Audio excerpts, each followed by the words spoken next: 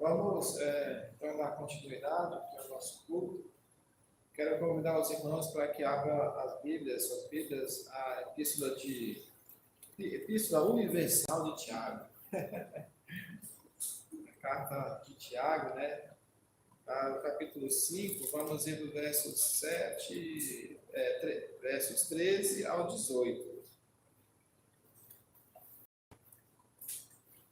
O pastor Walter tem falado para nós, né, sobre, principalmente nessas duas últimas quarta-feiras, sobre a importância da oração, né? E confesso que algumas partes me prendeu muito na fala dele, me chamou muita atenção, acho que era para mim até, né, pregador? Alcançou, acho que alguém aí.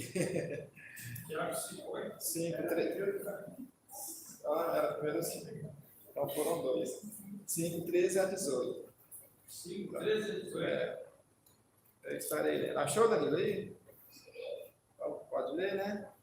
Vai ler aqui, tá? Leiamos todos. Está alguém entre vós aflito? Ore.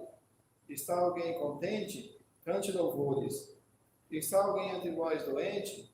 Chame os presbíteros da igreja e orem sobre ele, ungindo-o com azeite em nome do Senhor. E a oração da fé salvará o doente, e o Senhor o levantará. E se houver cometido pecado, ser-lhe-ão perdoados. Confessai as vossas culpas uns aos outros e orai uns pelos outros, para que sareis. A oração feita por um justo pode muito em seus efeitos. Elias era um homem sujeito às mesmas paixões que nós, e orando pediu que não chovesse, e por 3 anos e 6 meses não choveu sobre a terra. E vamos até o 18. E orou outra vez, e o céu deu chuva, e a terra produziu o seu fruto. Amém. Os irmãos aqui, só para a gente relembrar, talvez, principalmente quem é professor, né, conhece aqui, alguns professores aqui, mas existe um contexto, né, dessa narrativa que nós acabamos de ler.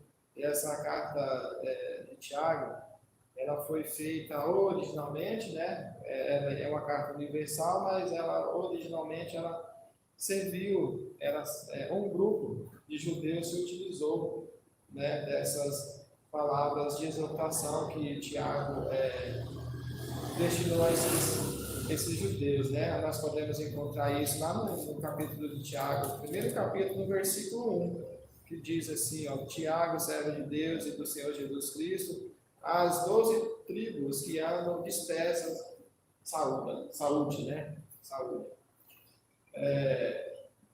Aqui essas 12 tribos dispersas, algumas versões trazem a palavra diáspora, né?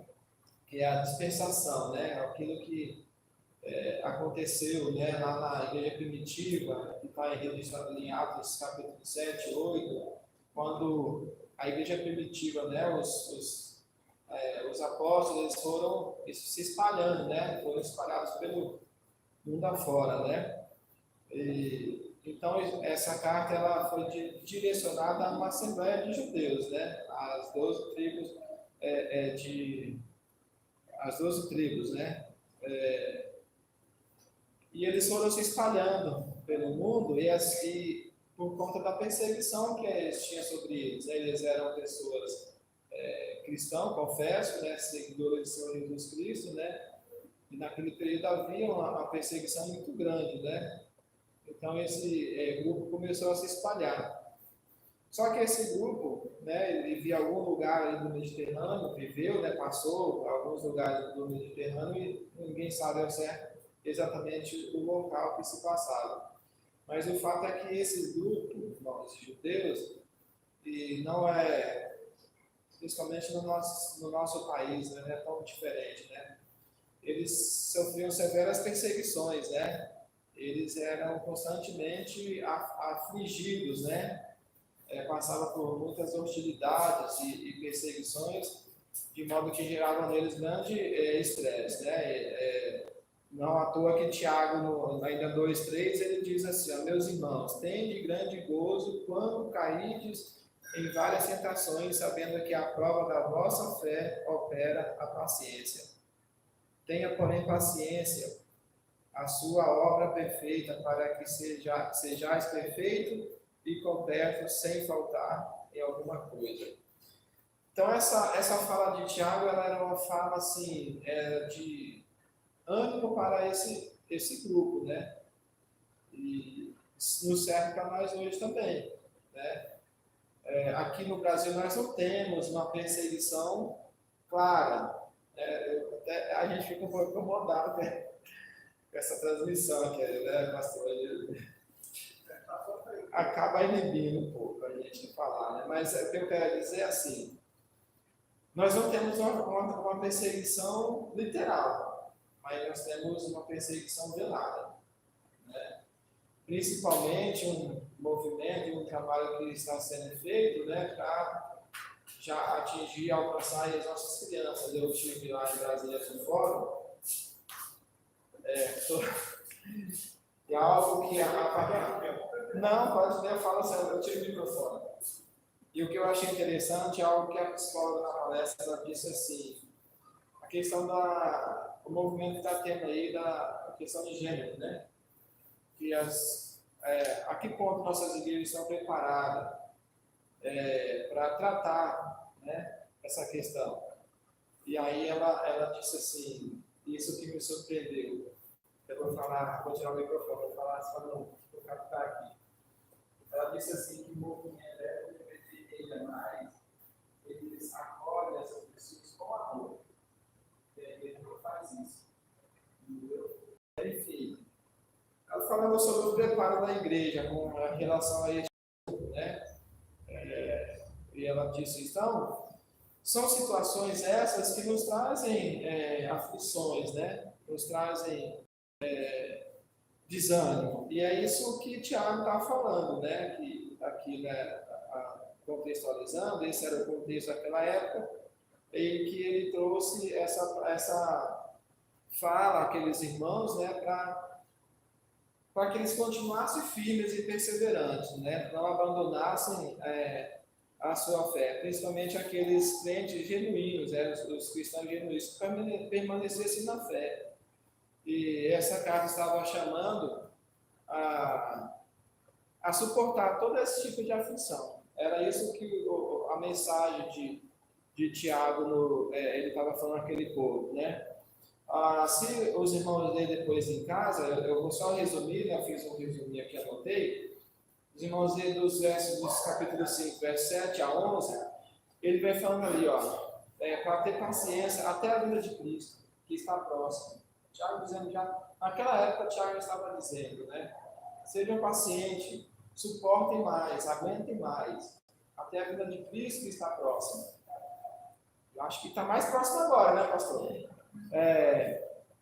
No mês passado, nós fomos cortar o cabelo, eu e os Tiago e Danilo, e aí nós tínhamos um horário marcado, e eu marquei, ela entendeu que era só eu que ia cortar, né? Quando ela viu os meninos, ela falou, vou ligar para o fulano, porque eu achei que era só você. Mas quando ela ia ligar, ele chegou. Aí eu deixei passar na frente, era melhor nós três esperar uma só pessoa do que ele esperar nós três, né? Achei que nós podíamos fazer isso, era à noite já, depois das 7 horas. Nós começamos a conversar sobre a questão dos acontecimentos que está tendo hoje, né? Principalmente essa parte de escatologia da nova de Cristo. Meus irmãos, aquele homem, depois eu descobri, era até da polícia militar, esqueci. E ele começou a falar assim com tanta veemência, com uma certa eloquência comigo, com aquela pessoa que corta o cabelo, ela não é evangélica, da igreja católica. E eu falava uma coisa e ele complementava, e até citei aquele versículo, né, que ainda nós não sofremos ao ponto de dar o nosso sangue, né, para defender a nossa fé.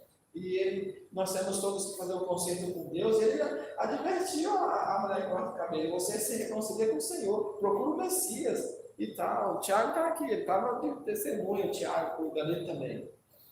Pois bem, resumindo a história, ele foi embora. E eu fiquei o tempo todo ali, mas não tive coragem de perguntar para ele qual era a denominação que ele participava. Ele foi embora e ela começou a contar a história dele. Irmãos, diante de Deus, o Tiago testemunha, aquele homem parecia ser uma pessoa crente no Senhor, na igreja evangélica, mas não era. Sabe onde era? Igreja católica. Aí ela contou a história, que ele não estava mais na igreja, contou o porquê e tal. Eu fiquei, de certa forma, assim, depois mais admirado ainda, porque foi um católico, né? Com essa fala, com essa. Parecendo um crente mesmo, né? Então, assim, eu estou dizendo isso porque me pareceu, né? Não é exatamente isso, mas me pareceu assim, as pedras tramando. Não é isso, mas tive essa sensação, essa impressão, né? E, ela não me explicou assim, meu tempo, porque ele está apressado hoje, porque senão ele ia falar muito mais. Então, tudo que ele falava ali, eu falava, ele complementava, e assim por diante. Então, assim, desde a época de Tiago, que ele escreveu essa carta, ele já vem falando, para suportar até a volta de Cristo, né? E daí, do 7 ao 11, ele também compara a nossa luta, né? Aliás, ele pede, ele compara essa paciência que nós devemos ter a um lavrador, aquele lavrador que espera que a terra dê um bom fruto, né? Ou seja, você planta, rega, espera, é aí que vai sair o fruto, né? Então, a nossa paciência deve ser dessa forma. Ele exorta também a fortalecer os nossos corações para a vida do Senhor, porque a vida do Senhor está próxima. Mais uma vez, o outro versículo ele fala, para fortalecer nossos corações, pois a vida do Senhor está próxima. Um exemplo de aflição e paciência que ele cita, né, foi os próprios profetas, nós até lemos, né, no verso 17 e 18 do capítulo 5, né? Então, tome como exemplo os profetas que falaram, né, que profetizaram e com paciência. Então, ele nos adverte para ter como exemplo tudo que os profetas passaram, né? E, de fato, meus irmãos, nós somos, se a gente pegar a história, né, desse povo que foram dispersos, né? Eles eram ali uma grande minoria, né? Eles eram um povo pequeno. Somente pela fé, pela convicção é que eles foram cumprindo o mandamento do Senhor. Mas a ordem do Senhor de pregar, né? Começando ali com eles, né? Mas o que acontece? No nosso dia a dia, a gente vai se deparando com situações que vai minando a nossa fé, a nossa esperança, né? A nossa paciência. A gente vai se deparando com situações, igual eu aprendi de novo nesse fim de semana em Brasília.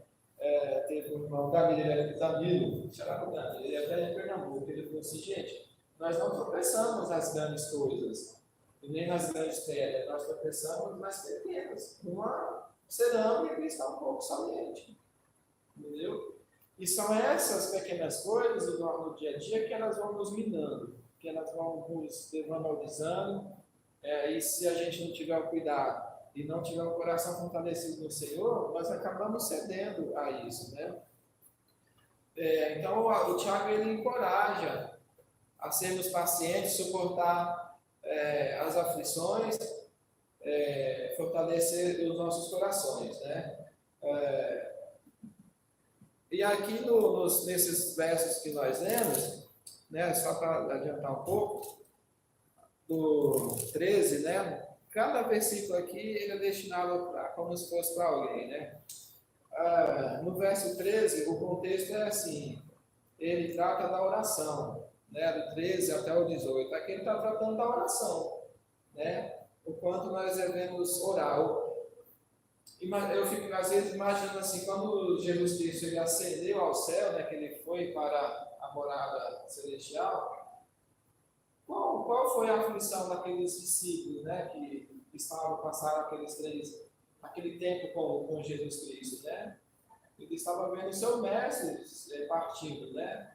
De repente, por algum momento veio no coração dos seus discípulos aquela aflição, aquele medo, aquele pavor e angústia, ou esse ato da gente estar orando. Porque orar é buscar ao Senhor, porque orar é estar diante do Senhor. E eu até penso assim, irmãos, que palavra do Senhor fala, né, para a gente buscar o Senhor, quem buscar encontrará, né? Eu até penso assim que às vezes é difícil encontrar o Senhor e ele é especialista em se esconder, né? Muitas vezes a gente demora ou quase sempre não tem um retorno daquilo, visivelmente eu digo, né? Mas Deus ele se revela, né, através de uma bênção, através de algo maravilhoso que acontece na nossa saúde, né? Então ele é um especialista em se esconder. Eu já vi que ele se escondeu aí por 400 anos e ninguém, né, viu qualquer coisa dele, né, como registra a Bíblia. Mas o Senhor Jesus ele nos deixou esse caminho, a oração, né, para que possamos buscar o Senhor em oração. Nesses versículos do 13 ao 18, a oração ela trata da seguinte forma: oração e conforto, né?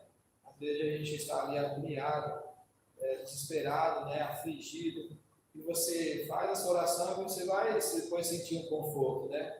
A oração é a restauração, né? A oração e comunhão, oração e poder. No verso 13, se nós formos ler ele com mais detalhe, você vai perceber que ele está falando, Tiago ele falou assim, individualmente, né, como indivíduo, né? Ele falou aqui como um crente, né? Aqui, ó, está alguém entre vós aflito? Ore. Está alguém contente? Cante.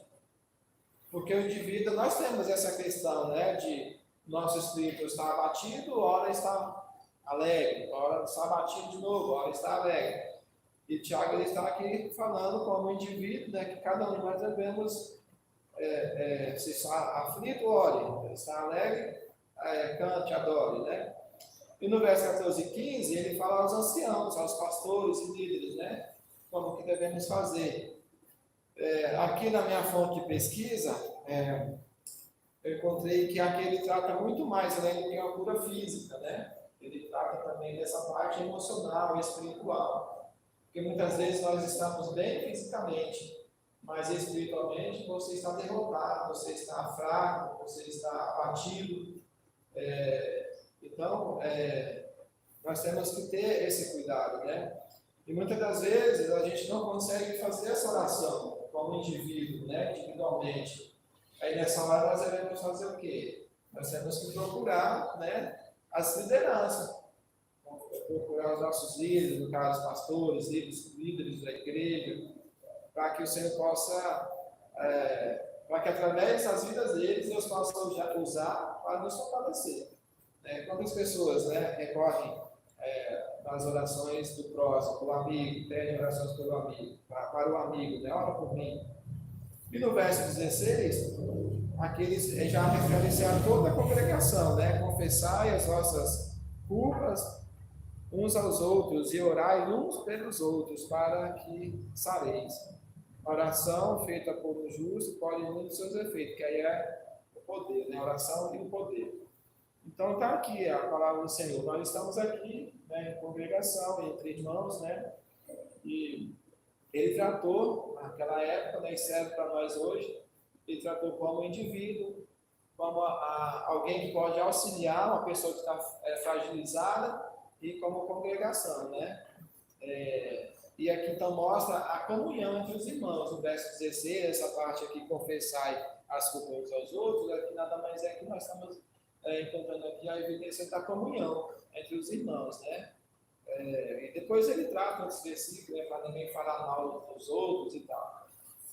Então é uma carta que ele foi direcionada àquela assembleia judeu, àquele grupo de judeus, que serve para nós hoje, porque nós não estamos tão distantes do que aquele povo passou, né? Eu até penso assim também, irmãos, que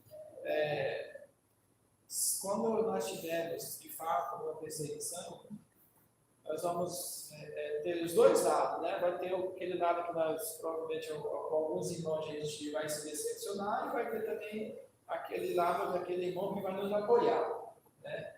E como igreja, como congregação, como irmãos da Igreja Batista Memorial, se eu pudesse fazer algum pedido, seria esse: que realmente nós nos importamos uns com os outros, nós olhamos para a necessidade uns dos outros e aprendamos e pedimos ao Senhor para que Ele tire de nós, né,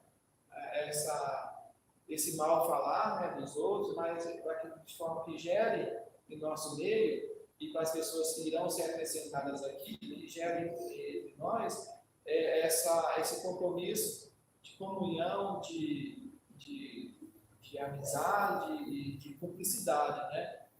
Porque só dessa forma que nós podemos avançar cada vez mais. É muito difícil você caminhar numa vida espiritual, numa jornada de fé, sozinhos, né?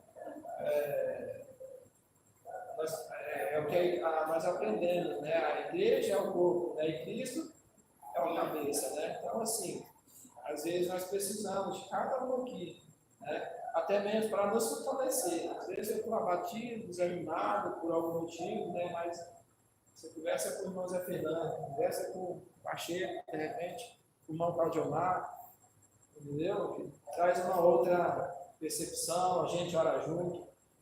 Então é isso, meus irmãos, que eu queria trazer como algo inspirativo para os irmãos. Que Deus possa estar nos ajudando, abençoando essa igreja, cada um de nós, cada liderança, né? Para que o corpo de Cristo possa avançar cada vez mais e que nós nunca venhamos desviar nossos olhos do alvo que é o Senhor Jesus Cristo. Vamos passar por essas lutas e são muitas lutas, né? Muitos desafios aí. E tem uma geração atrás que está vindo, né? Que nós devemos dar suporte, sustentar. E nós não vamos conseguir dar suporte a essa geração se nós também não estivermos embasados e alicerçados na palavra do Senhor, buscando ao Senhor e estarmos em comunhão entre nós. Deus abençoe cada um. Amém.